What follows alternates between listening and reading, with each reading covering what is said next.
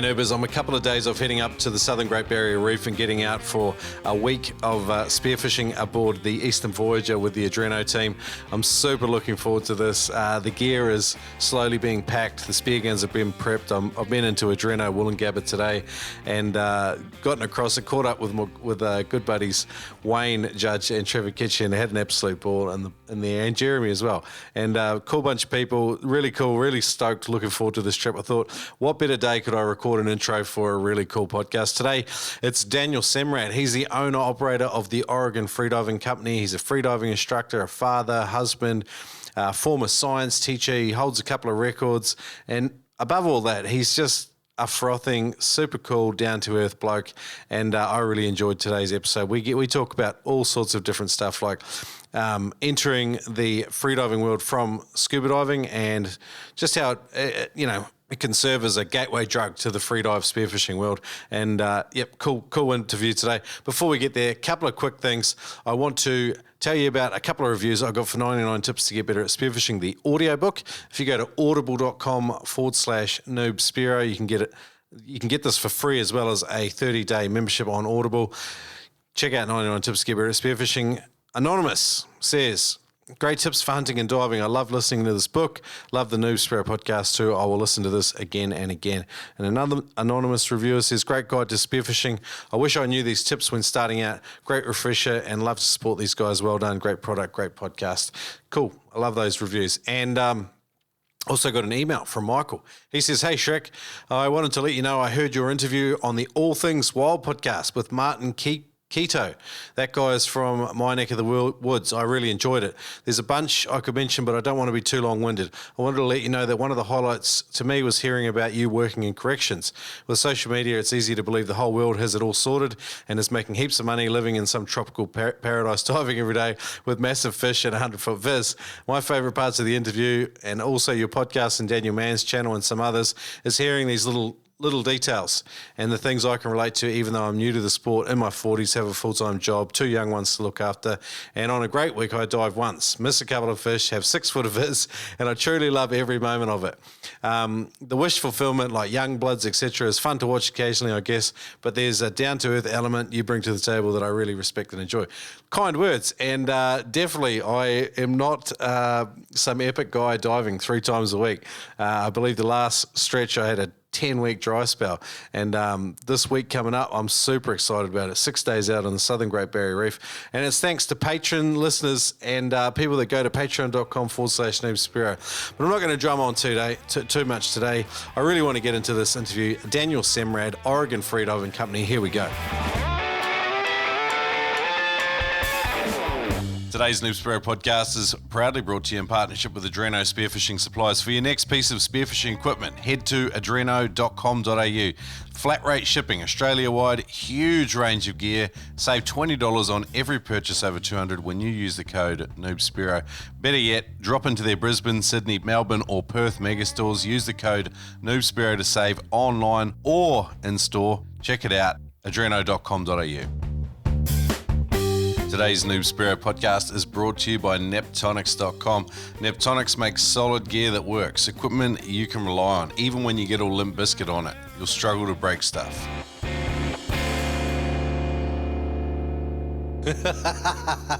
Oh, here we go. Yeah, he's ready to rock. It's Daniel Semrad. Guys, welcome to the Noob Spearo podcast today. It is Dan Semrad the second, actually. I really I'm curious about this, welcome all, first of all, from Portland, Oregon. It's fantastic to have you along. I remember a couple of years ago, I was looking through the podcast stats, and I saw this huge spike from people in Portland, Oregon, and I was thinking, is there something wrong with my stats reporting? Like, what's going on? What are all these people doing in Portland, Oregon, tuning into a freedive spearfishing podcast? But you've got a vibrant community there, and they're an intelligent bunch by all reports. Talk to me. Yeah. So I've got to be on my game. But yeah, the community has grown a ton over the last few years, and it's been really fun to kind of be a part of that and watch the community grow and try and support that. Yeah. Awesome. So Daniel Semrad the second. Yeah. So your dad was the first? My dad was the first, supposedly. Okay. Although, yeah. But He didn't like junior. So I got the second. Nice. Is that like legit in your like birth certificate? Yeah. Wow. It's on all my stuff. And then, when I had my first son, they were like, I could tell he was a little let down that I didn't name him Daniel Semrad III, but I was like, I went through, a life growing up that way. So he doesn't need to. Little bit of trivia. My middle name is Brian, and my parents were averse to naming, like handing the names on, but it was both of my grandfathers, my maternal and paternal grandfather's first name. And so what's your middle name? My middle name is Glenn. Okay. I not sure why I had to pause and think about that. Yeah. But sorry about that. Yeah. You're embarrassed about it. No one wants to. I know, I am. But it's awesome to chat with you, Dan. We've been chatting backwards and forwards for a few years. I feel like I almost know you, and I really like the culture you guys have there and the culture you've developed around your shop, which is the Oregon Freediving Company. You're a freediving instructor, but it didn't all start that way. You were a science teacher. Yeah. And a scuba diver. Yeah, absolutely. So I grew up always loving being outdoors and playing in the water and whatnot.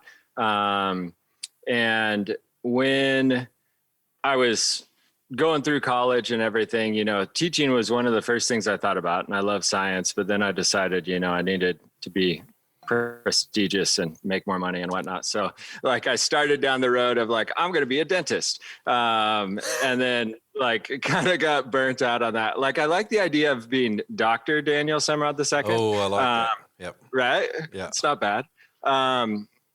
But in all my off time, I was always doing stuff that was teaching people or helping people, or I was a wakeboard instructor for a while, and that was always I enjoyed that. And so I kind of went back to the teaching route. And then once I finished my master's, I was working with a teacher that happened to be a scuba instructor. And I was like, no way. Cause I didn't grow up close to the ocean or anything like that. And so scuba wasn't something real people did. Yeah. And so I was like, people actually do that? Yeah, exactly. Yeah. So yeah, I started on the scuba track and was a scuba instructor and everything. Sick. And so I never had any teachers like you. My teachers were lame. They were not cool and they didn't do rad outdoor adventure stuff. I see you. No, don't be fooled. I tell all my students I'm super lame. They know it. I see. I read you won an award for MIT's Excite Award for Innovative Classroom Projects. You helped your science teachers earn scuba diving certifications. So clearly you're quite passionate about helping people. Now I'm concerned. What all did you find? I researched you, man. Yep, that's true. I enjoy doing fun stuff, We'll talk to a little bit about that. I've got another mate in New Zealand. His name's Pat Swanson. He's a science teacher as well. And again, I didn't have any cool teachers like you guys at school. My teachers were terrible. I don't know how I even managed to struggle through school, to be honest. So, talk to us about what you used to do in the classroom and how you made young people passionate about the ocean. And it's already an interesting thing, but to people that are growing up in Portland, Oregon, where you're in temperate, dirty water, the ocean's probably not a big sort of playground to a lot of them. I'm just imagining things here.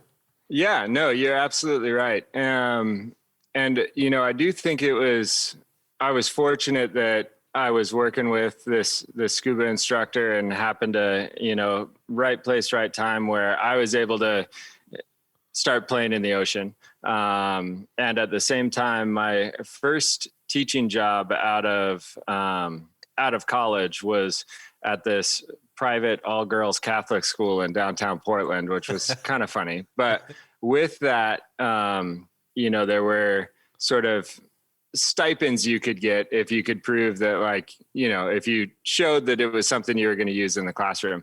And so they helped continue my scuba education and got me underwater cameras and things like that. So immediately it was okay, I need to pull this stuff into the classroom and use it. And I want to get people excited. Cause like you said, a lot of people, see the cold Pacific up here and it's pretty on a nice day, but that was enough. And now we're gone.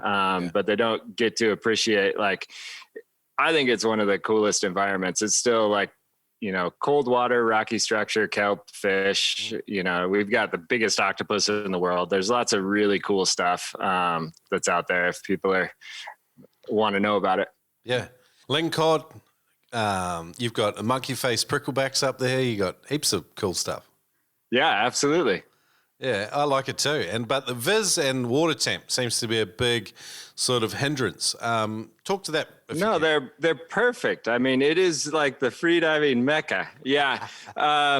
We talk about 3 feet being a functional day, and 8 foot is a pretty decent day as far as viz goes. Yeah. And even this time of year, I was out. Oh, it was a few weeks ago now. And, nice day. I thought everything was going to, I was planning on being toasty and happy, and water temp was 43 Fahrenheit. And I was like, whoa, it's cold.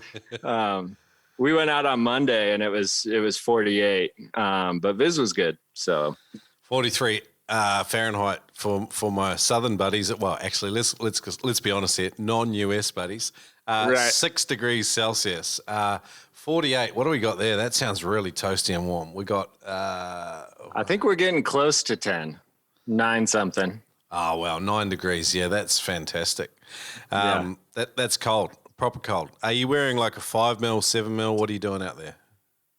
7 mil. I wear a 7 mil year round, pretty much, with a few exceptions. But when I first started, I got a 5 mil and thought I was tough. There were lots of things when I first started that it was like, looking back, I'm like, man, that was stupid. But well, the biggest thing is like you got to be able to relax, like to hold your breath. Yeah.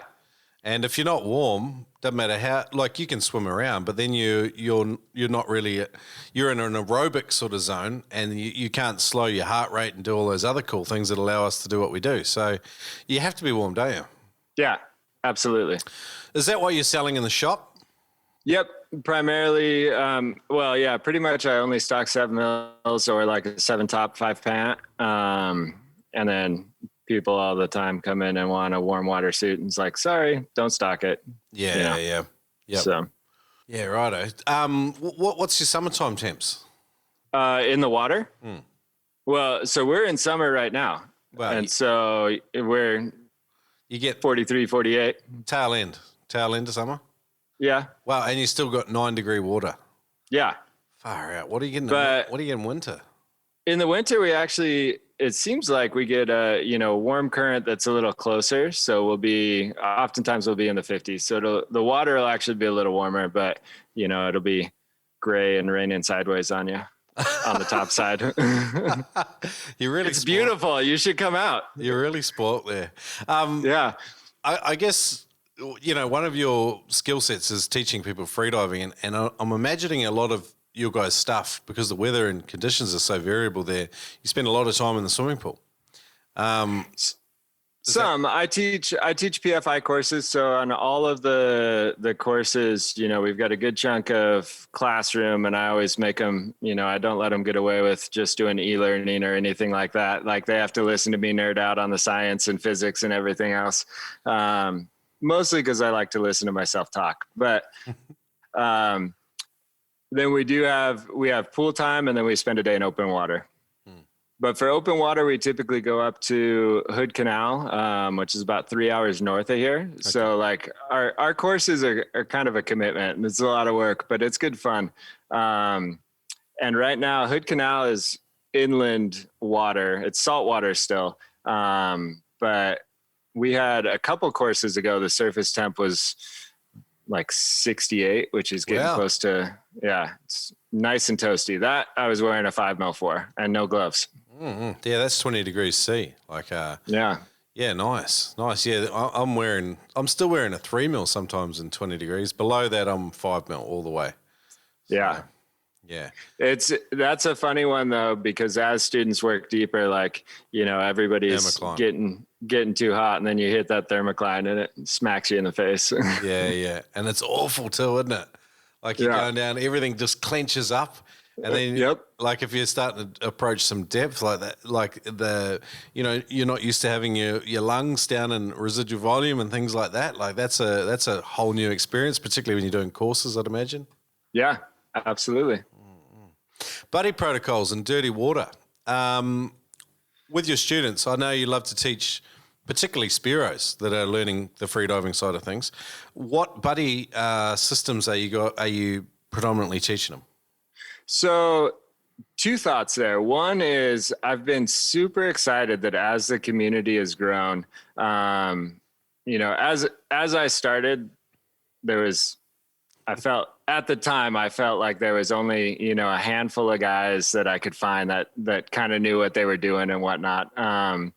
And so when I started, trained up through instructor and whatnot, and when I started running courses, it was always full of guys that wanted to spearfish. Like that was the target. And I think a lot of it probably is, like you said, about our ocean is so inviting, that, it steered away some other people that didn't know this was something people did. But recently it's been amazing and a lot of fun that we've had, like my course this last weekend, the ladies outnumbered the guys. Wow. And I've had a lot of people that come in for reasons other than spearfishing now, which is funny. For the whole time I've been teaching, I would always say, when we're talking about statics and we start with like, why train statics? And I'd say, nobody walks in my door saying statics are my jam, man. Like all I want to do is sit still in a pool for as long as I can and hold my breath and suffer through it. And I have a love-hate relationship with statics, but throughout just this last summer, I've had 2 students come in that like statics is what they're all about. Wow. So it's been cool to see like that diversity kind of be added to the community, which is fun. But back to your actual question, buddy protocols. I tell people, like, if you're not diving on a line, nothing replaces a float line. So like I'm all about, the white or high vis float lines and using them, whether you're spearfishing or not. I've got some guys that I trained that were just into photography and use the float line on their camera so their buddy knows where they are and things like that. Mm-hmm. Okay, cool. Yeah, when you're in filthy water, it's kind of like it's all you got. Yeah. It's the best way I've come up with. Mm-mm. All right, statics. Most Spearos just come in, and a lot of Spearos actually, even like very well established, knowledgeable Spearos, completely dismiss any relevance for statics to spearfishing. You're a proper freediver in your own right, as well as coming from a scuba then spearfishing background, but you moved into the technical side of freediving as well. What do you tell people, Spearos particularly, about the relevance of statics for Spearos? Well, I think that for anybody, I think that one of the big benefits of statics, there are a lot of benefits, but one of the big ones is mental toughness training, and not just hitting the panic eject button and letting fight or flight take over when something goes sideways. Like in a static, all you have to do to feel better is pick up your head and start breathing. On a dive, you can't do that. So if you already have like ingrained that idea that instead of speeding up, I'm going to slow down, I'm going to relax, I'm going to work through this problem. I think that's a huge benefit. So it allows you to be rational, even though your body is telling you to panic. Yeah. Yeah, right. Yeah, and I tell all my students, like even on whether it's line diving or elsewhere, anytime you feel the need to, and I stole the quote from somebody, I don't even know where it's from, but anytime you feel the need to speed up, slow down. Was that Kimmy? Yeah, it was Kimmy. One of her TED Talks was all about that very idea, and it's an amazing thing that it's a consistent theme through spearfishing. And like I remember watching it years ago, and I've continued to think more and more about that thing, and I can see your point immediately. Have you got a story that illustrates in a spearfishing scenario when this lesson sort of became more real to you? I've got one that Absolutely. Like I, caught myself getting totally fixated on my task. And I was out diving and spearfishing. We were popping scallops at the same time. And so we've got rock scallops, and I do a drop, and it wasn't deep. But I see a nice scallop, and then a couple more. And then from the good old abalone days and whatnot, like you always look around for the other ones that might be around. Right. So, I find that not visible initially, there's actually kind of this cave underneath this particular set of rocks. And so I'm looking in there and I'm like, ooh, that one's bigger. Ooh, that one's bigger. That one's bigger. Before I know it, like I'm, up to my waist in this little tiny cave, and like I swear, the biggest scallop of my life. It might be exaggerated now, but I see this massive scallop, way bigger than the others.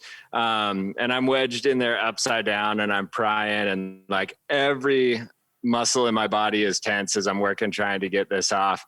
And, the first idea of like, I should probably get out of here. Then it's like, no, I'm going to get this scallop. And then it was like, pause, wait a minute. Like, I don't need to drown in 15 feet of water because I'm trying to pry off this scallop. So like, back out, mark the spot, breathe up, go back. So yeah. The point of the story though is that you got the scallop, isn't it? Right. No, I think we're all guilty of it. Like, the difference between, I think, Spearos and, pure like recreational scuba divers that, I mean, obviously you have scuba Spearos there as well, but pure, like there's a touristic type mode, and then there's Spearos where we've got more this hunter-gatherer type orientation, and I think we are subject to putting all of our focus into the activity that we're performing to the detriment of our own safety and well-being sometimes. And I think just thinking, having that, just not becoming fixated is a massive lesson. Anytime you're in holes, like chasing lobster, scallops, I can see it always being relevant. Do you guys deal with surge there as well? Oh, yeah. Yeah. So My Octopus Teacher, the documentary, have you seen it? Yeah, it's been on TV while I've been in and out of the room. Okay. I'm wondering if that's had an influence on seeing more people in your shop, because I'd imagine the ocean conditions they're not going to be the same, but it's temperate, not super clean water, octopus and things like that. Is the benthos similar? Do you think that's move the needle in any way? I mean, how has it impacted you? Yeah, no, I definitely have a lot of people mention it. And with, Talya, my wife, being from South Africa, it definitely comes up and I defer to her. But I was super stoked. I got to go to South Africa. We were there actually working with Derek and Matt and those guys there. And that was right before like they shut down Europe as a travel hub for COVID and everything else. So we had to scramble to get back. But I was blown away jumping in the water there. And if you take, the far away view, so many similarities with your rocky structure and your kelp, and but then if you zoom in on any one organism, it's like completely different. Yeah. Wow. And I just really enjoyed that aspect of it. And Atlantic versus Pacific too. Yeah. We got to dive, around Cape Town. Yeah. And I'm trying to think where else we dove. When we were working with Matt and Derek, we were in a quarry, so that wasn't quite as exciting. But we did just sneak in some fun dives. Talya Davidoff, now your wife, she's an accomplished freediver all on her own right. Does she spear as well? She's got 3 world records. Wow. Wow. So, and her journey started around there as well? Yeah. So she initially started freediving there, and then moved around, and her and I actually met in Grand Cayman at a freediving competition, initially, and then cross paths on courses and whatnot later. So, wow. Yeah. That's cool. A spearfishing romance that spanned continents. That's pretty cool. And she, I did joke, especially when she first moved here, that because she moved to Oregon from Grand Cayman. I was like, it's because the diving in Cayman was rubbish, and like Oregon's, the training mecca. So yeah, that 15 feet of visibility in the cases, you can't beat it. Yep. Yeah. Cool. You own a couple of records yourself. Talk about that. Oh, those are boring. Are they? The freediving ones or the spearfishing ones? It's funny. So when I started freediving, my initial take on freediving was that it's like stupid dangerous, and like I like having air on my back. But if I leave the US, most places I go, it's illegal to shoot on scuba and whatnot. And so I should probably kind of figure this out. And going into it, thought freedivers were crazy and just didn't think. My end game was, be able to dive about 40 feet, hold my breath for about a minute, shoot some fish. And then I fell down the rabbit hole, but I initially had zero interest in competition. And Talya came from the other side. She started on the competitive side, and, added spearfishing later. But she did finally, I had safetied competitions. I had coached at competitions. And so she finally convinced me to actually go ahead and compete. And so went down to Florida, did a pool comp, and my biggest goal was to just have fun and not take myself too seriously and have clean performances.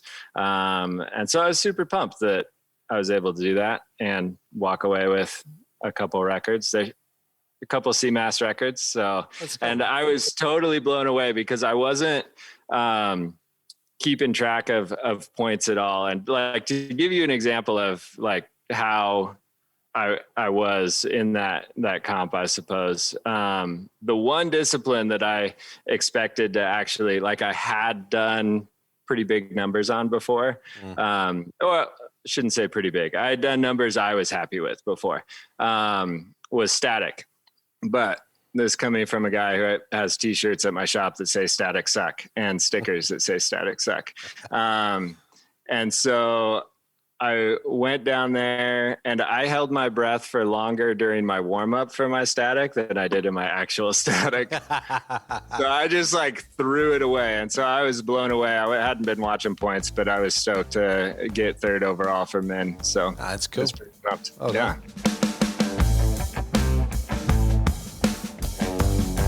If your buddy had a blackout on your next spearfishing trip, think, what would the outcome of that be?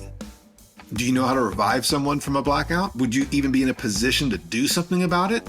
Or would you be diving, chasing after a fish as your buddy sinks down to the bottom of the ocean? Do you know where most blackouts happen? Do you know what you can do to minimize your risk of having a blackout? My name is Ted Hardy, and I'm the founder of freedivingsafety.com. In my free online course, you will learn the truth about shallow water blackout, the myth of, I don't push myself, I know my limits, I'm in tune with my body, how to minimize your risk of having a blackout, and most importantly, how to save your buddy's life if they have one. Visit freedivingsafety.com to sign up for your free course today. Dive safe out there. It's just not even that hard. You're spearfishing these days. Like, what does that consist of? Do you travel much? Do you, or is it all local? Mostly local stuff. I mean, COVID world's a bit different too. Yeah, it's been a crazy transition where the few years leading up to COVID, I was pretty much out of town as much as I was in town, running courses and whatnot. And then all that shut down right after that South Africa course. And I loved it.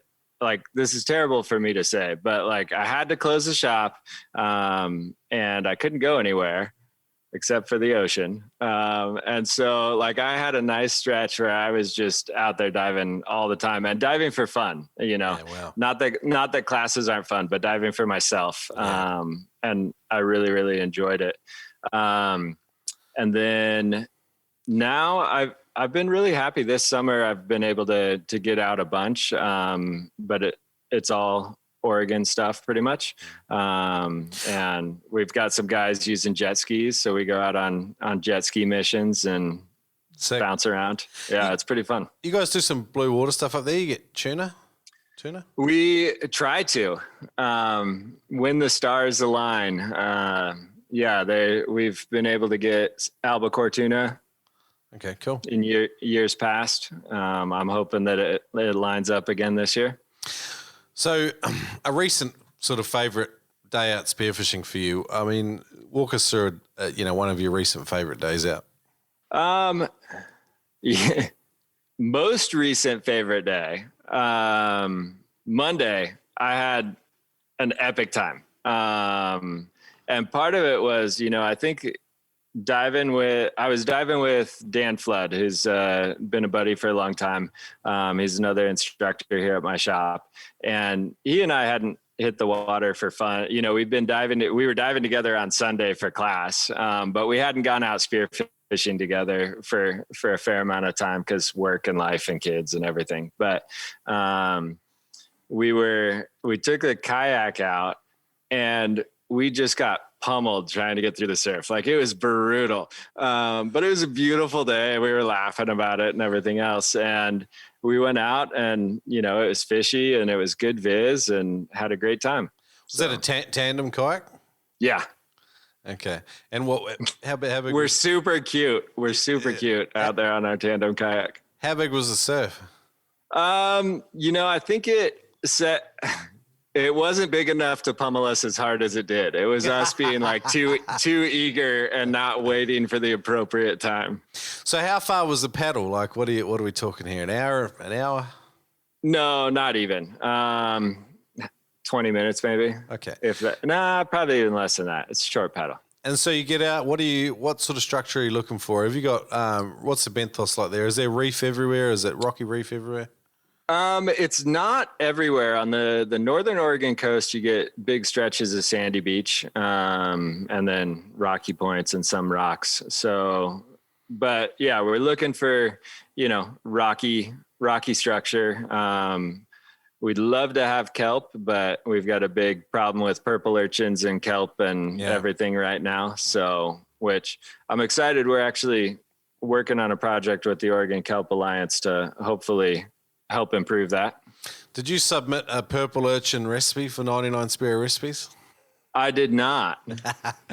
One thing I think people don't realize with those urchin barons too is that the urchin actually get really poor quality. Like they can survive eating just about nothing, but they don't die and they just stay there in those areas, and then they ruin the kelp root systems, to my understanding. Is that sort of?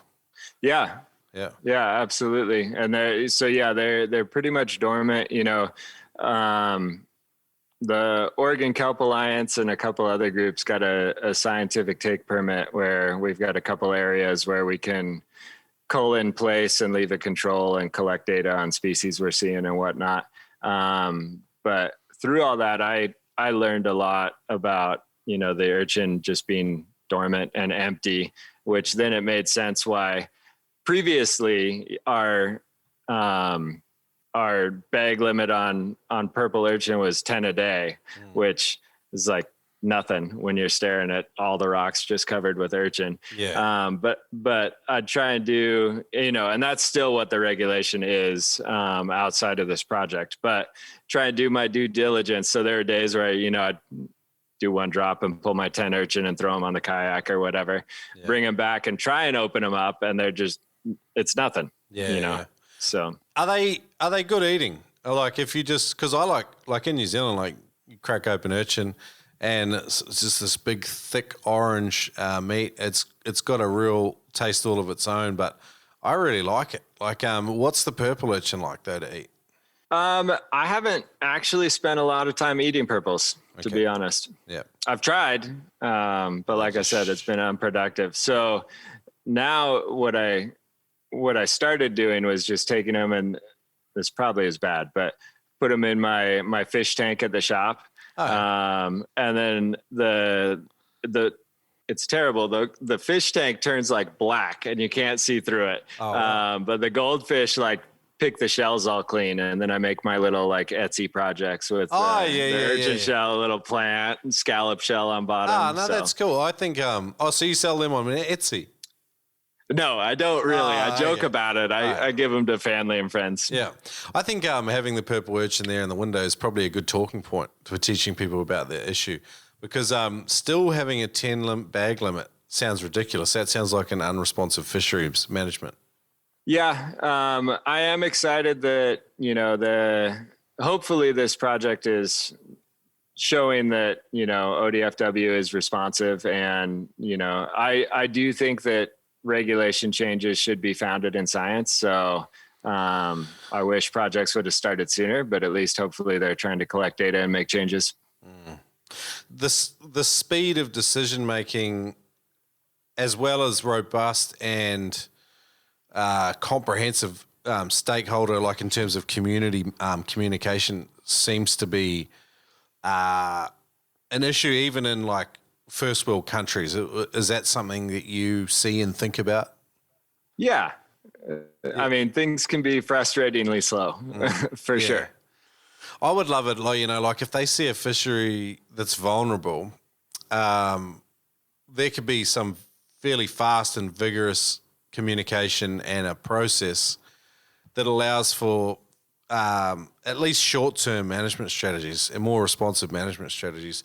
I digress. We're getting lost in the weeds. I'm not an expert on this stuff, but the more I talk and learn about it, it's kind of my gut feel on it. I was just interested in sort of seeing what your take was on that. Yeah, no, I agree. And I do wish that a couple of things would have been different as far as, surrounding abalone and kelp issues and everything else over the last number of years. But at the same time, you don't want it all based on anecdotal evidence. That's true.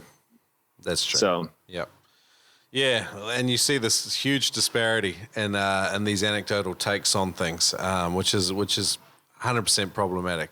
And knee-jerk reactions from government often tend to not be fruitful long term. So I hear what you're saying. That was my politically correct response. Yeah, I understood, and very careful. I can tell that you've been a teacher in a school.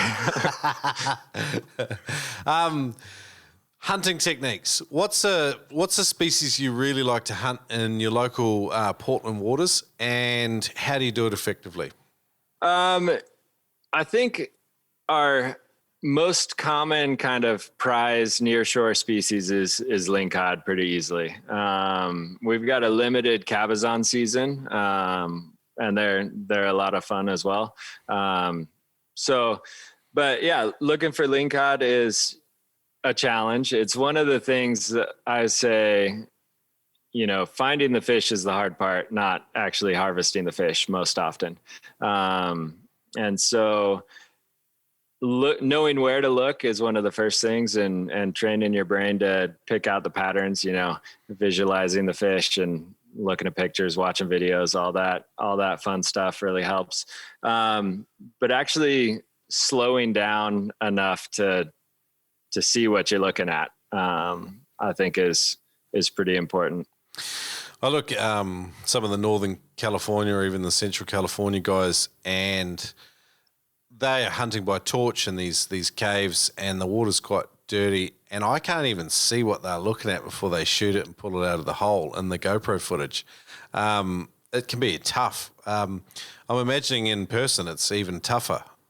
I think in person it's easier. Like, I don't think it always translates. And there is an interesting, I've had somebody tell me I'm colorblind, and I had somebody tell me that they think that probably helps me pick out patterns, which I have no idea how valid that is or not. But it's absolutely true. Like, you watch the video and it's not until the fish starts moving. Like cabezon, I feel like are worse for that. Like, when I started scuba diving, I never saw cabezon unless I laid on them, and they won't spook until you're like right on them. And so I'd get like thumped in the chest because I lay on this fish, and it like bumps me in the chest, and then they got like this super fast little sprint away. And it's like, oh, that's at least what a cabezon tail looks like. And so, it took a while to be able to actually see them and find them and know where to look for them. So what are you looking for? Signaling are you looking for a specific type of kelp or weed on the bottom, other species like of invertebrates, or what are your telltales? Sometimes it's a lot. Sorry, sometimes I think the pattern recognition is just purely done on intuition and not any conscious mechanisms, and experience. Just guys just dive at the right time and they don't even really consciously understand what it is that is making them want to dive at that time.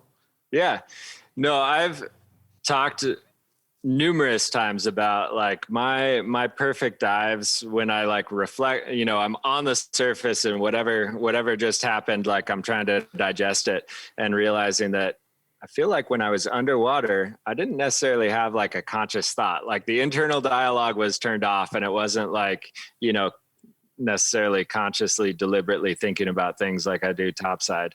But definitely as far as, finding lingcod, oftentimes we are looking in holes, like you said.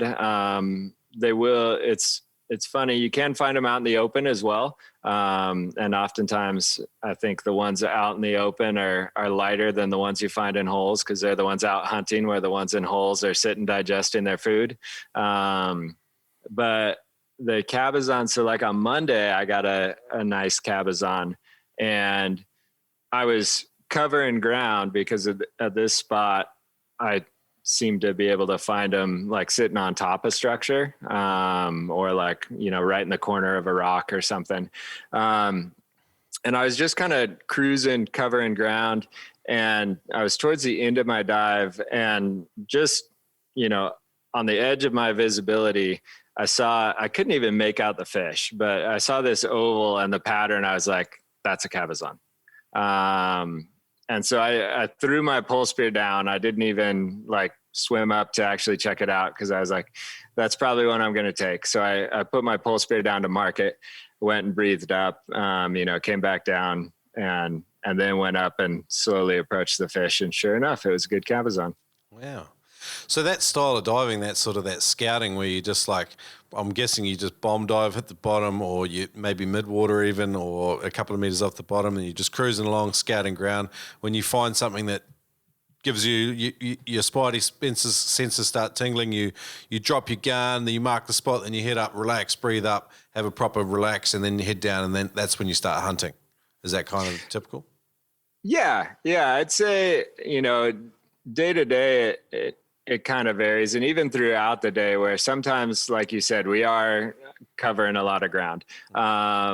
Other times I'll spend a whole drop or even 2 or 3 drops just looking in, like, if it's a big cave, we're looking at trying to check every corner in the back and whatnot. So sometimes it's super slow. Sometimes it's pretty fast, but it is definitely more active than a lot of, sit and wait, which I told you that I don't love statics. I also don't like espeto hunting. Oh, wow. So it's not my favorite. So the temperate water hunting probably suits your style and personality. I do. Yeah. I think, some of my favorite diving is here in the Northwest. Like there are spots on the Southern Oregon coast that I would say are all time for me, and Northern California. So.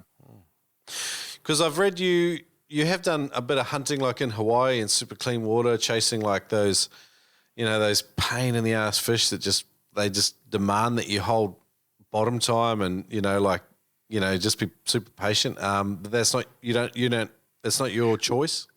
Well, see, Hawaii and warm water, I don't mind. I enjoy that you can kind of play games with fish and try and, once I started learning, you can do certain things to try and get fish closer or whatever. I started enjoying those types of games.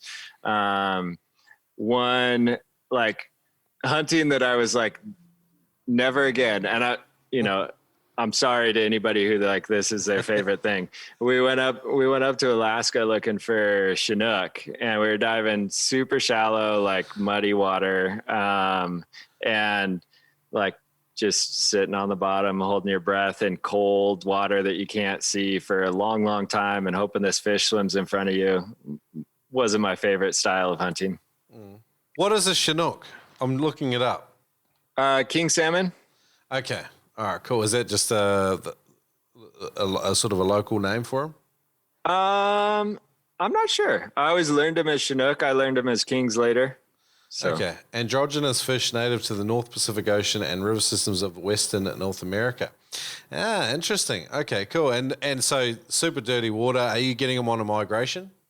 Yeah. So that trip was a lot of fun. That was my first trip to Alaska. But when I go back, I would rather shoot halibut and lingcod and things like that. But the idea was to, hit them on their run before they're in freshwater, kind of at a terminal fishery. And it was interesting on that particular trip, like, because of their numbers, all of our intel had pointed us to like this game plan.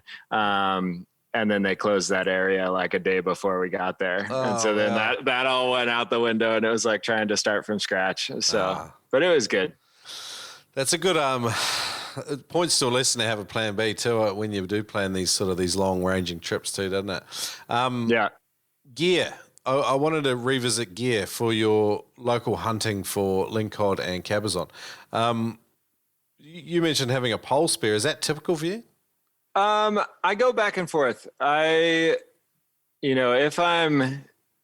still think of spearfishing as harvesting a lot. And so there are times I really enjoy and talk about, teaching environmental science and whatever else. I'm all about, taking small stringers and just what you need and whatever else.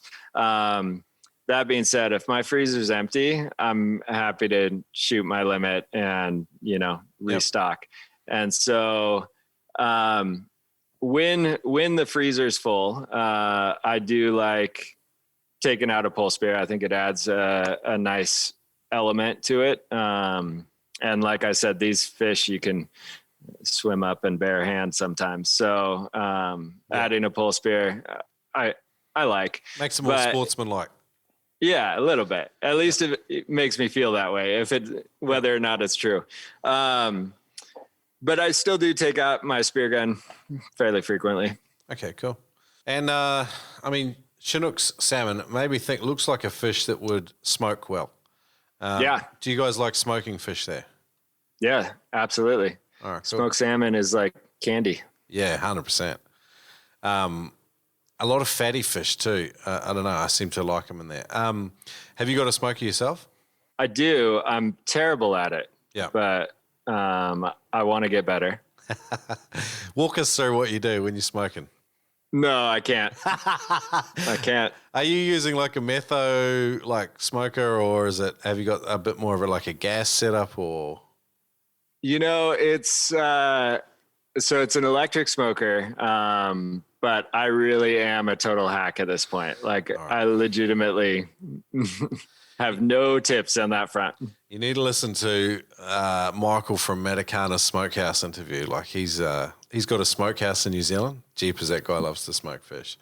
Nice. I'm hoping to get a section from him in 99 Spearo recipes. I still haven't got it yet, but just about how to smoke fish, because I think it's just a method of cooking that lends really well to a lot of species of fish, and I love smoked fish.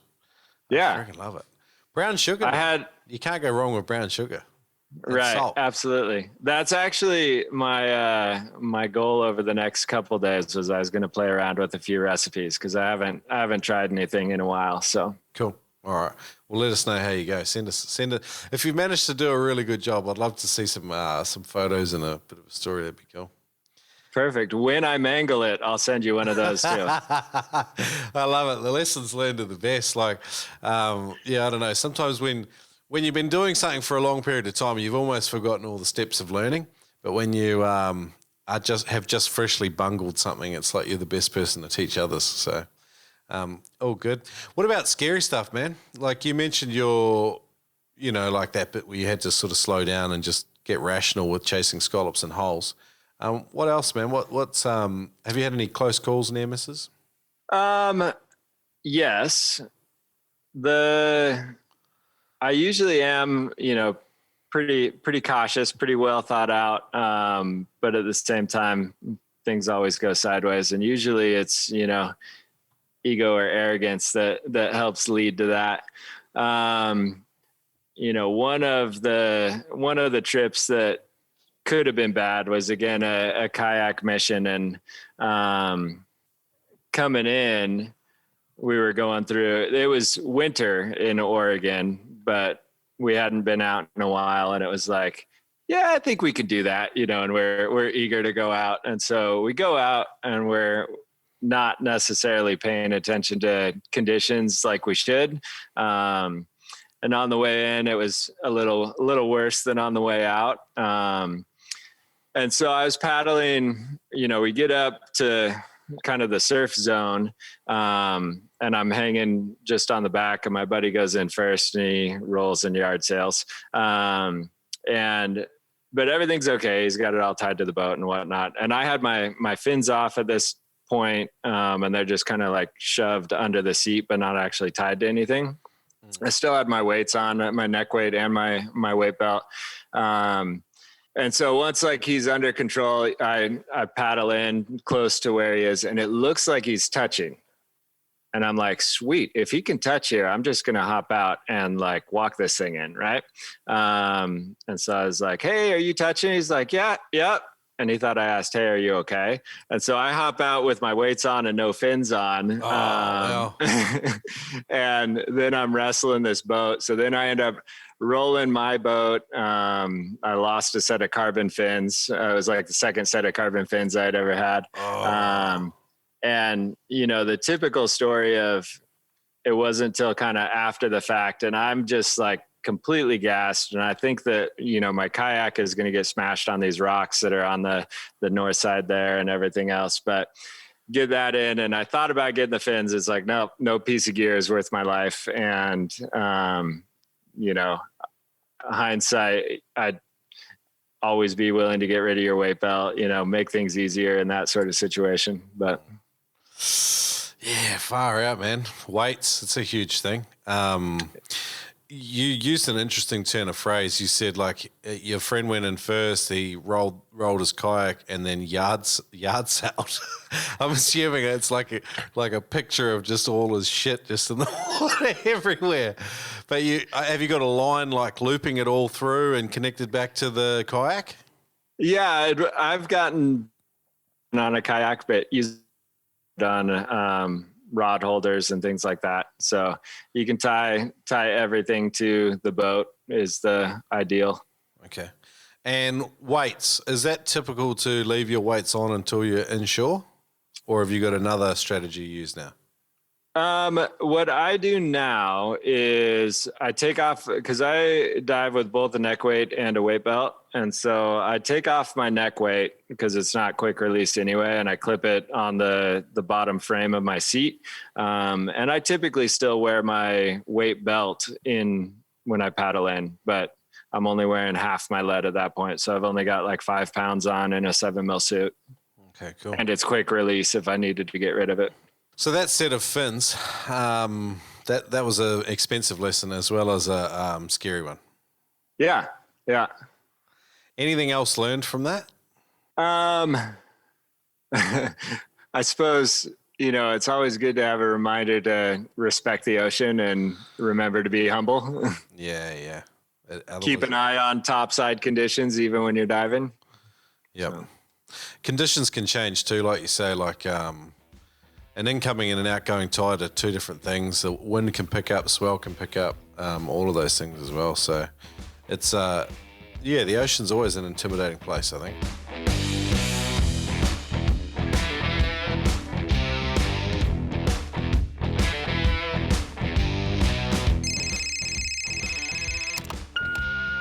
Hey Shrek, Jeremy here, man. I'm back. Just wanted to say the podcast is growing from strength to strength, my friend. Hoorah, man. I just wanted to say thank you for your continual support from the Noob Sparrow listeners, subscribing, reading, writing, and submitting kick-ass spearfishing adventures from all over the planet. Your listeners kick ass, and Shrek, my friend, so do you. All you guys, come check out the next edition of Spearing Magazine at spearingmagazine.com. Jeremy out.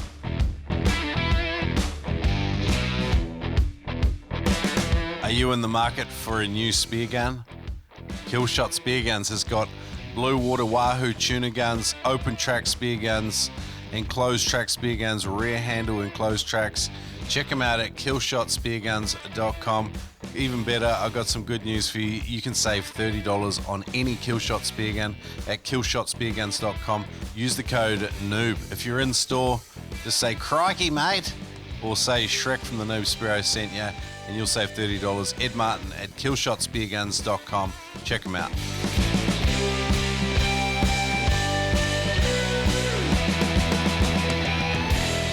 Obstacles in your freediving, spearfishing, scuba diving journey, like we went from, you know, where you started all the way through without really mentioning them. I mean, what did you struggle with?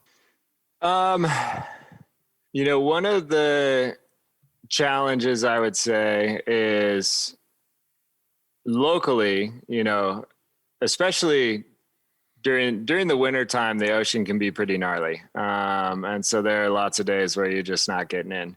And that can be extended stretches. You know, I'm 2 hours away from the nearest point on the coast. So just logistics of getting out, getting back, and having a day, you know, with good conditions, sometimes can be a big challenge.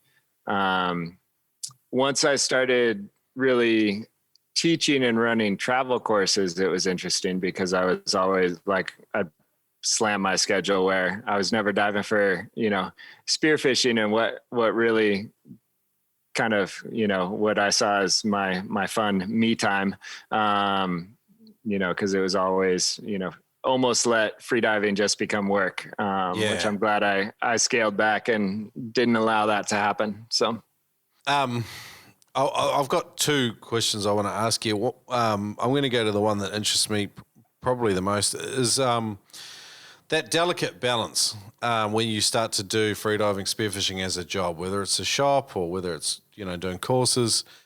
You know, you're never going to make a fortune and like teaching. What? How dare you? Teaching spearfishing and freediving, and you know, like you have responsibilities, like financial responsibilities in terms of a family and stuff. So you're always, you know, you're wanting to provide, and then sometimes your life just gets out of balance. And I mean, when spearfishing or freediving is just work, and you're not enjoying it as much as you can. How do you know what's your trigger for that point in time, and what's your damage control? So I think, I mean, I definitely went to that point with, you know, always being teaching, always being traveling and teaching, which adds another, you know, stress and logistic element. And got to the point where, you know, I realized like I'm getting frustrated with interactions, that, you know, I'm not necessarily as excited about diving as I want to be, and just not enjoying things as much as I should be. So for me, that was a big like scale back and refocus, which you know, I've made a couple transitions where I shifted the focus more on my shop, my community, you know, and then it was, again, it's hard to say it was nice when COVID hit, but when COVID hit, that totally like forced, you know, me to, like, I couldn't do anything else. So I was out diving for fun all the time. So yeah, Cool. That's awesome. Yeah. I love getting out diving. And I have long patches of time where I just work, and I love, you know, the podcast, and I love talking to people. I love spearfishing, you know. So for me, it's a really good fit. But I'll be honest, if I don't go spearfishing for, you know, a month, I start to hang out. And recently I had 10 weeks, no diving. And then I got out diving and I was pathetic. Like my dive reflex was just dead.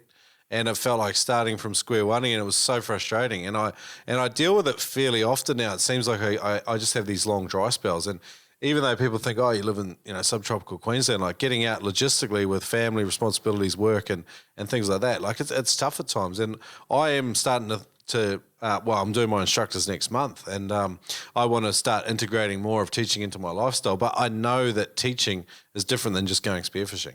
And so, I mean, these questions to you come from me, like wanting to ask you and pick your brain about it.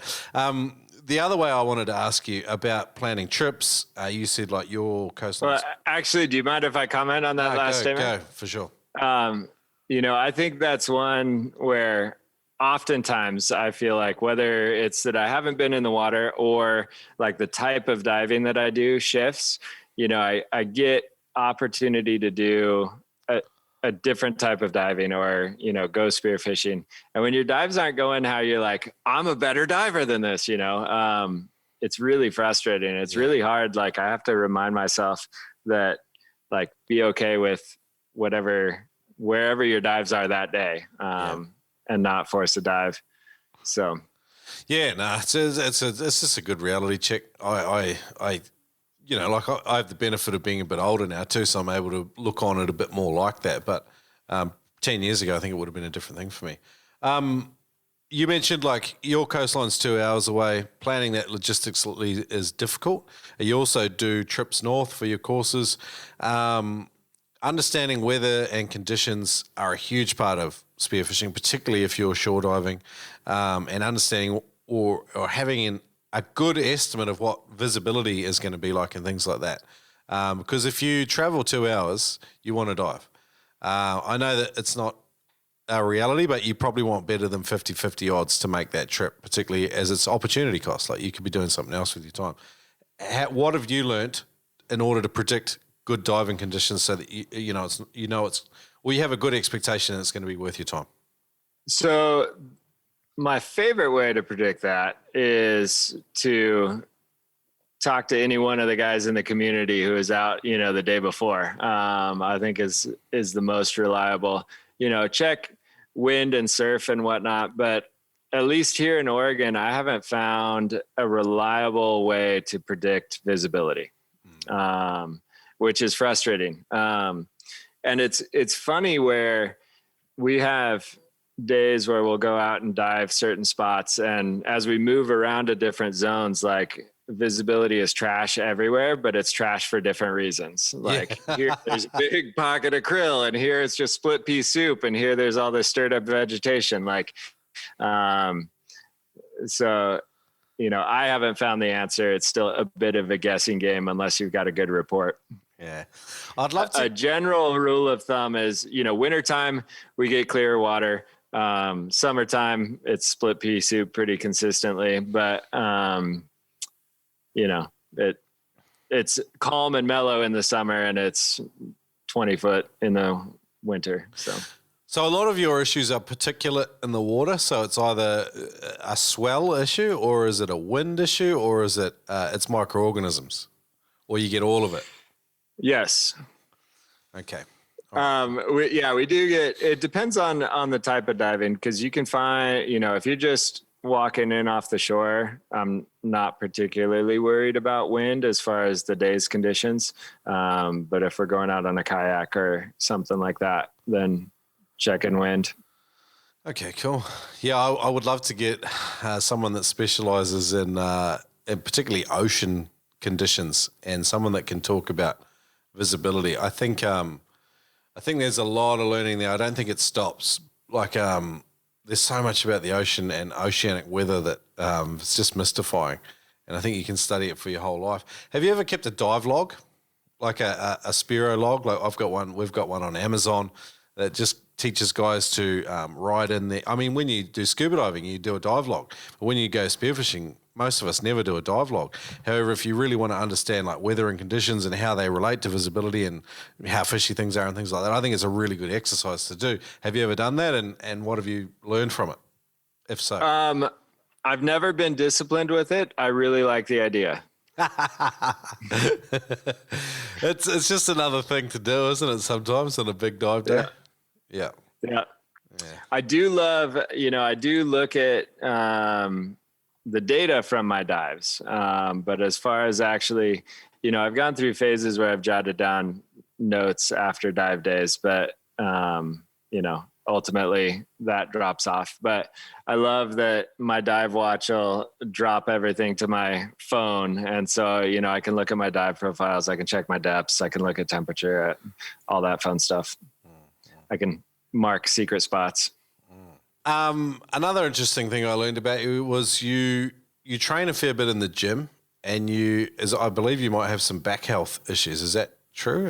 And how does that sort of tie in with spearing? Yeah, that's absolutely true. So I do a bit when I wasn't diving as much. See, this is another thing that I'd never thought I would enjoy, but when I wasn't diving as much, I started running just to stay in shape. And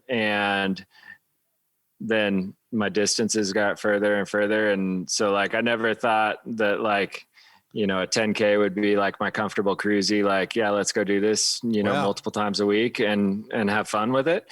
But I did find like diving gives me a chance to like switch off that internal dialogue, and running far enough gives me a chance to do the same thing. So I found it to be kind of a recharging, a de-stressor for me. So I really enjoy that.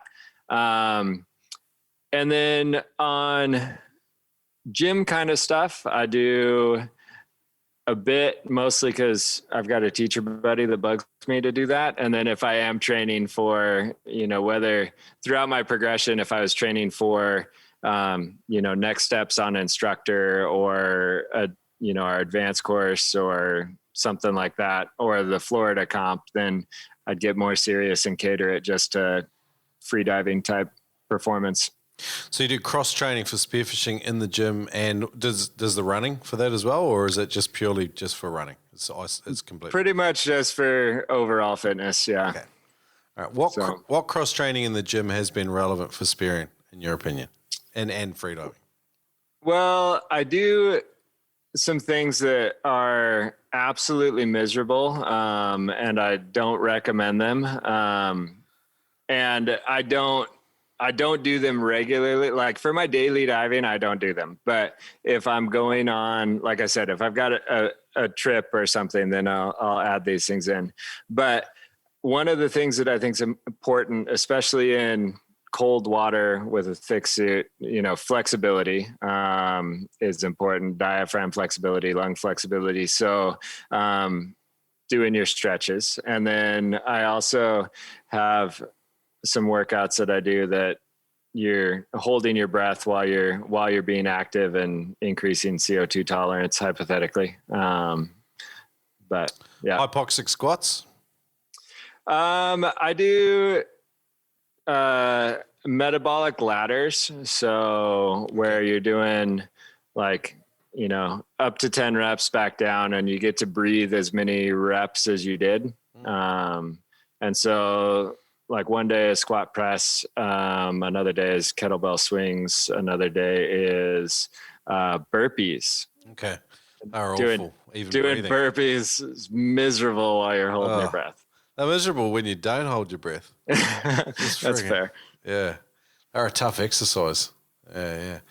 Interesting. Cool. I know you've geeked out on the freediving side of things as well, so it's partly what triggered some of my questions. But I've noticed that any sort of dry training regime, whether it's doing tables or it's in the gym or whatever, they all seem incredibly hard to maintain over time. It's something that you might do for a specific period of time for a specific reason. Is that sort of your opinion on it too, or?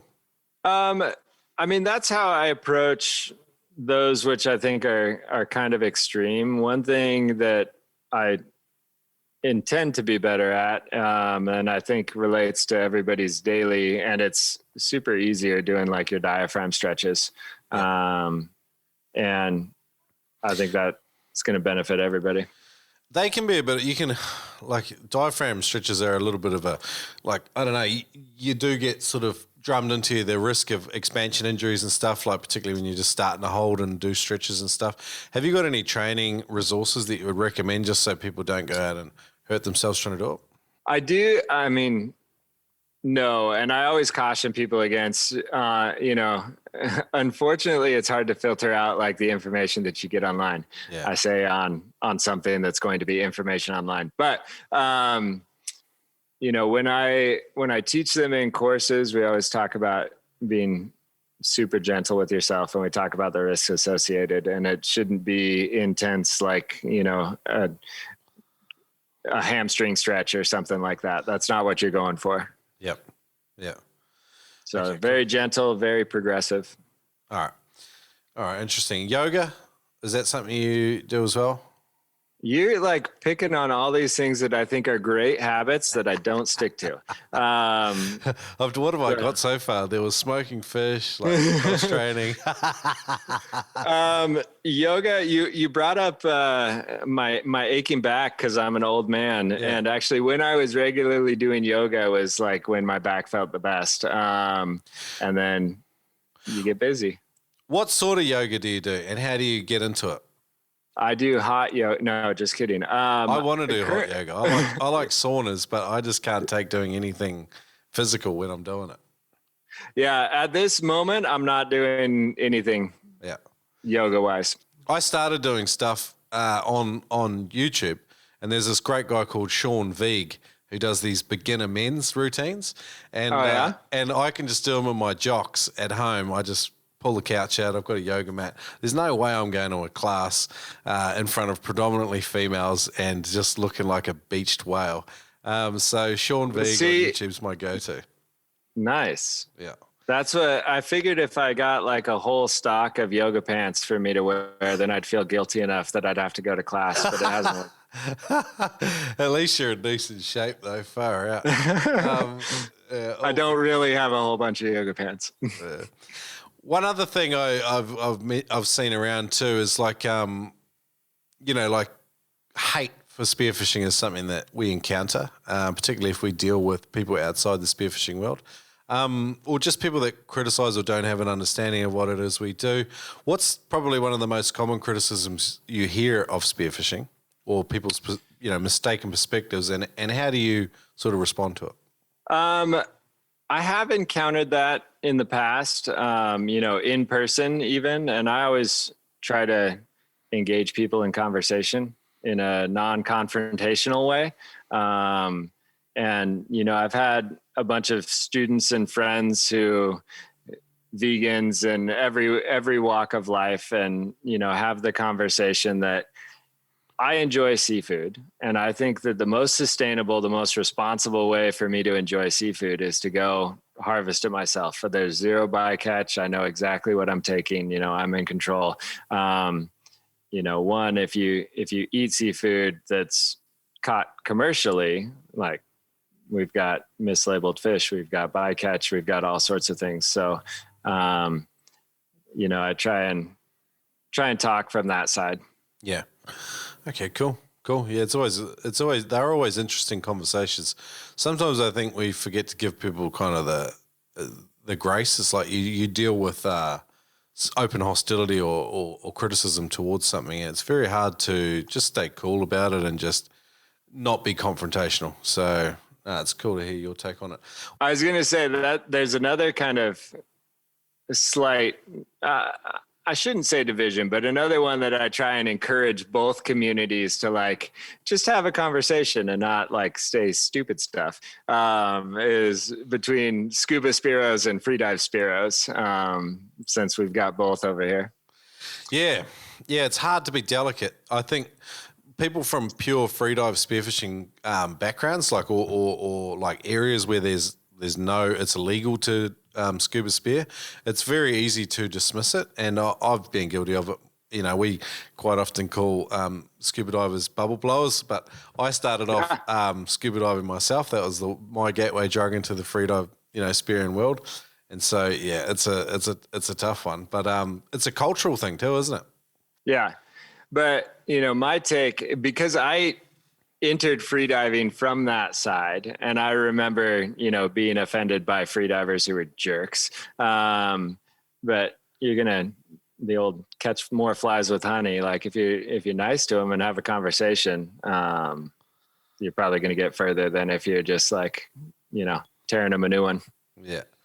I think a lot of freediving spearos are not really evangelists for the lifestyle of spearing either. They don't really care or want other people to do it. So yeah, that's true. That's probably a part of it as well.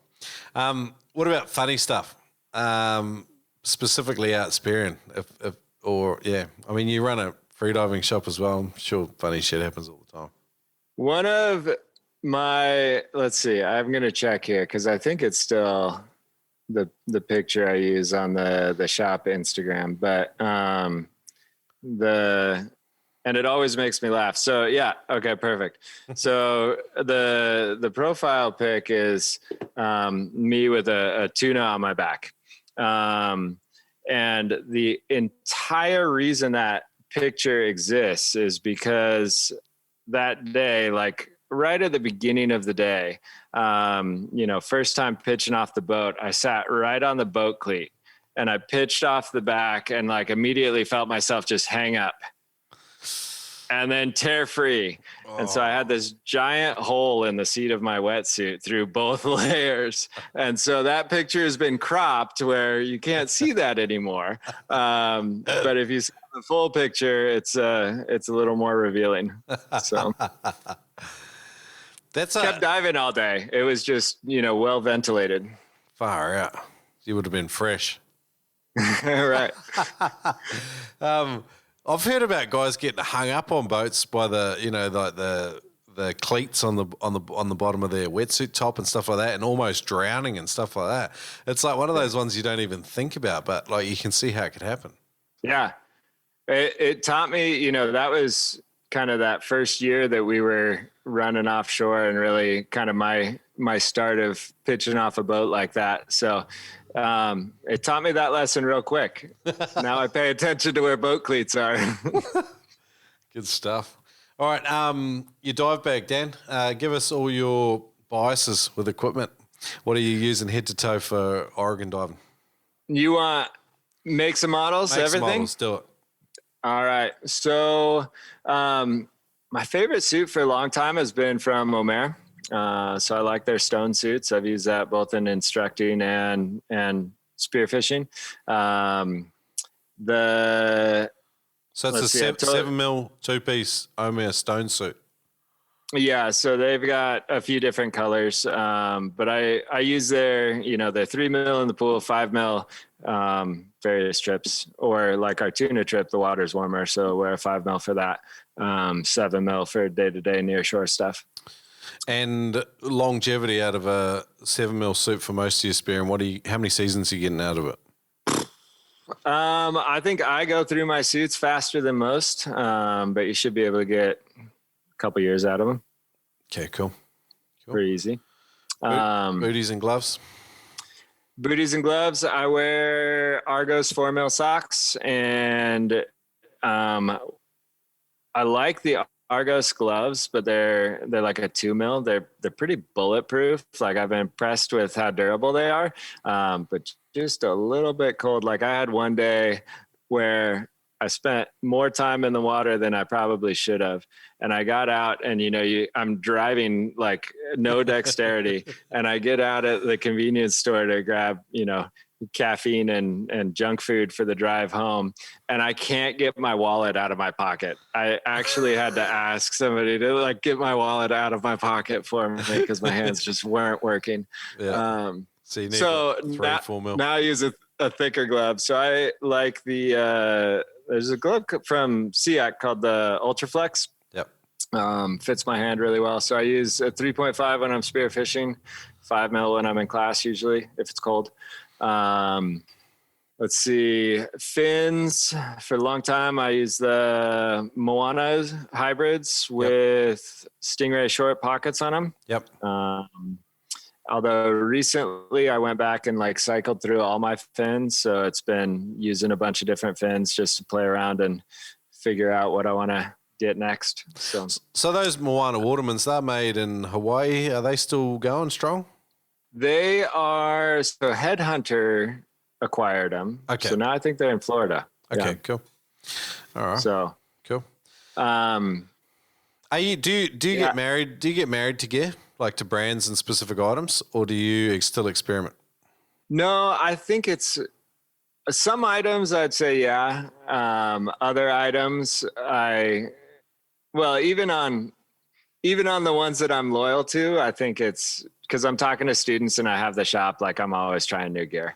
But if it's a good day and I'm diving for myself, like I've got my go-tos. So what I'm listing off is kind of my go-tos. But I do play around with, new toys fairly frequently. Yeah. It's cool. So, yeah. So for my computer, I use a Garmin. Descent? Just upgraded to the Descent Mark II now. Wow. I'm jealous. Ran the Mark I for quite a while. And then I also use the Sunto D4F. Like when I'm teaching, that's still one of my favorites because of the apnea timer on it and whatnot. But use a homemade neck weight and a thick rubber weight belt from XS Scuba, actually. What's your Marseille buckle? What's your distribution percent-wise? What have you got on your neck and what have you got on your waist? We always say no more than 50% on your neck. And on top of that, I say no more than 5 pounds. Cause out here, some guys wear a lot of lead, and appropriately wear a lot of lead. Yeah. But I wear with a 7mm suit, I typically only need 10 to 11 pounds. I do 5 on my neck and then 5 or 6 on my belt. Puts me neutral at 10. You'd be a lot lighter lead wise than some of your local guys, though, I'm imagining. A lot of suit. Yeah, absolutely. So cool. Spear gun. My go-to is the Omer Invictus HF 75. Okay. The other one that I grab is the Meandro SB28. Okay. All right. And Pole spear, I use the Headhunter Nomad. Yep. They got a pretty good rep. Yeah, I love it. I mean, it's big and it's heavy, but I'm shooting at fish that are pretty thick. Yeah. In the dome, they've got a solid skull. So need some punch power as well. Yeah. Yeah, it doesn't have to be necessarily super fast, but needs some power behind it.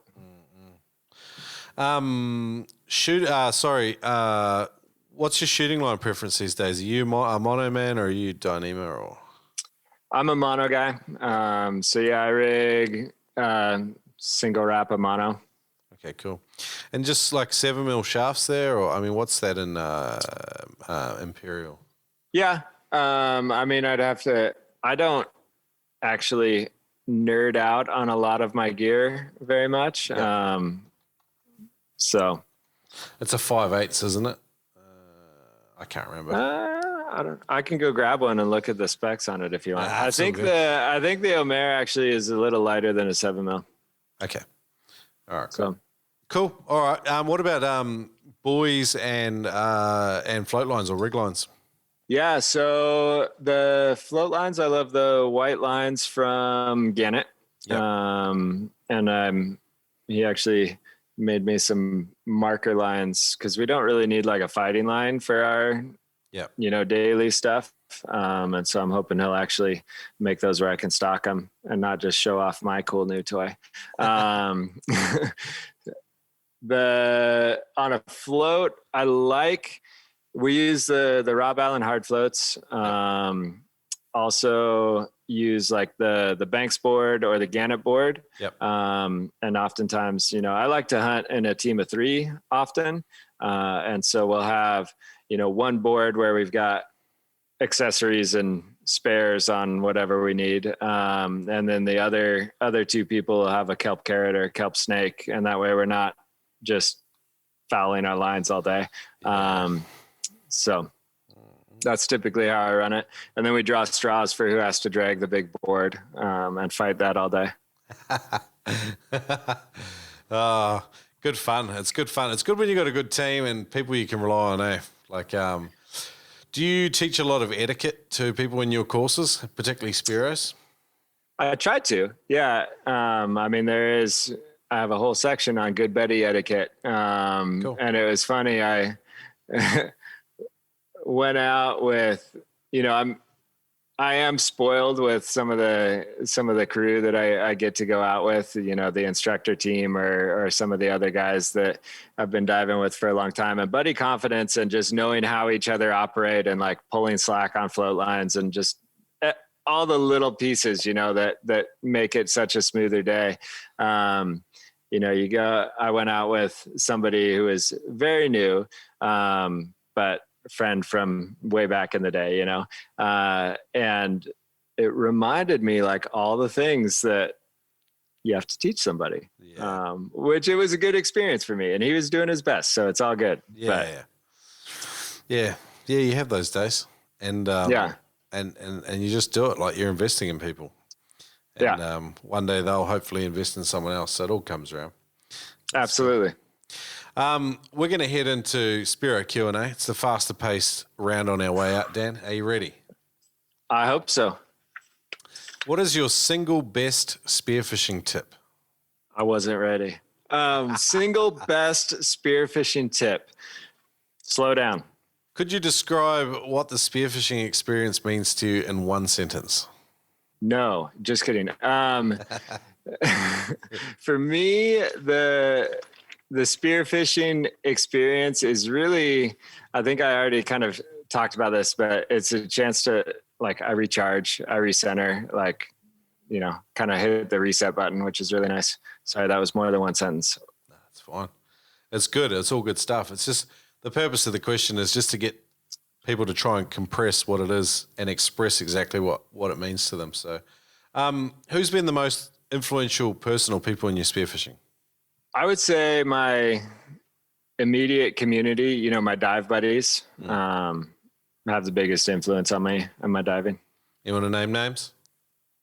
Yeah, I mean, Dan Flood's been helping out forever. Talya, of course. We've got on the freediving side, absolutely. Chris Bustad was one of pretty much my instructor all the way up.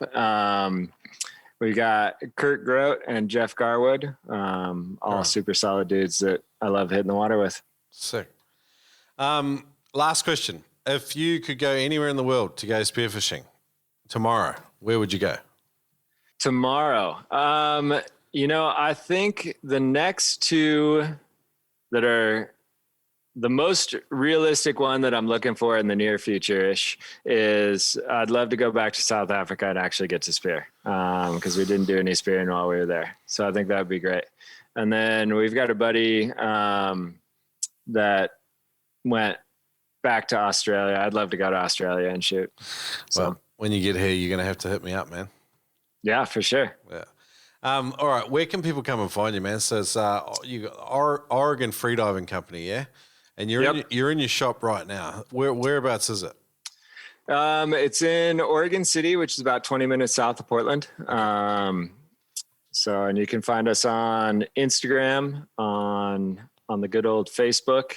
I think I still have a Twitter. I don't think I use it much. I don't use it. I deleted ours. It's just got terrible on there. It's all hostile. Yeah. Right? Yeah. So it's Oregon Freediving Company on Instagram, isn't it? It's like Oregon _ freediving _ co or something. Yeah, I think you got it. And what about online? Can people shop at your store online? Yeah. Now I'm going to tell everybody just how terrible I am. So when I got into it, I was terribly frustrated that there weren't any shops where I could actually see gear. And so like for years, and even now, I'm kind of opposed to like online shopping for freedive gear. And so, but with that, I've got a bunch of people that are like, Dan, we want to support your shop. So you got to make it easier on us. So there is an online store. Yeah. If you don't see what you're looking for, I'm terrible at keeping it up to date, and it doesn't even have like half the stuff I actually have. Yeah. So feel free to give me a call or an email, because I likely have or can get what you're looking for. Yeah, cool. I encourage people to go and have a local spearfishing retailer too. I think like those relationships you form are way more valuable than the $5 you might save buying something out of Spain or whatever it is, you know, because you're shopping online. But yeah, it's all good. That's my 10 cents. That's my soapbox for the day. So Oregon Freediving Company. You can also book courses with Dan when he gets going, hopefully in the post-COVID stuff. Are you still doing courses now? Oh yeah. We've been slammed, which has been really good. Cool. And you got a bunch of cool people running courses there. So there's heaps of stuff there. So awesome, Dan. Magic chatting with you, man. I've wanted to do this for years. I've been calling you Dan Fully Rad, even though it's Dan Semrad, because you're just a cool dude, man. Great personality, and you're always doing, even your interactions with the broader community online are cool. I'm kind of envious of your community there in Oregon. Well, I appreciate it. Yeah, and I love our community here, so it's fun to be a part of. Cool, man. All right. See you, Dan. All right. Thanks.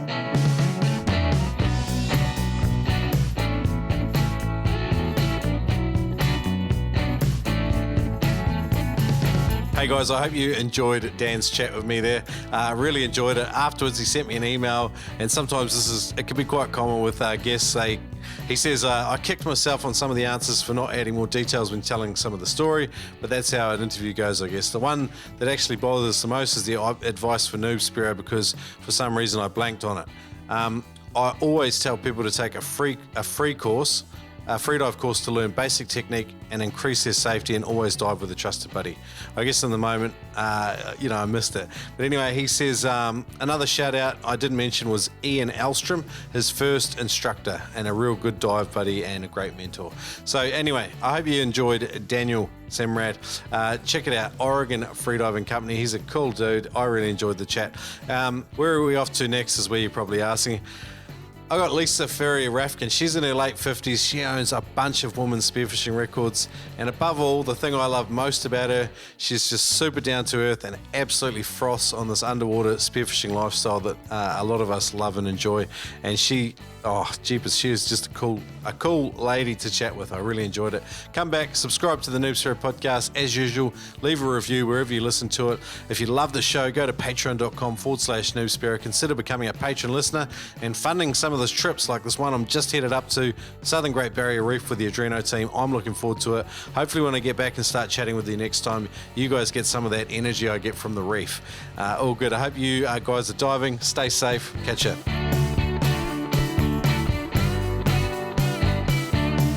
In 2001, Adreno was a tiny hole-in-the-wall shop, and it was near impossible to get spearfishing equipment in Australia. Without Adreno, many people would never have discovered the joy of spearfishing. To continue their legacy, they've created a highly effective 101 basic spearfishing series for free that you can check out on the Adreno YouTube channel. Adreno may be bigger now, but it's still a company that's focused on helping people discover the spearfishing experience for themselves. Check out the Adreno YouTube channel for plenty of awesome vids to help you on your spearing journey. Are you a US-based diver? Great news! Today's show sponsor, Neptunics.com, have got a deal for you. Use the code NOOB10 to save 10% off anything and everything at Neptunics.com. Equipment you can rely on, solid gear that works. Even when you get all Limp Bizkit on it, you'll struggle to break stuff.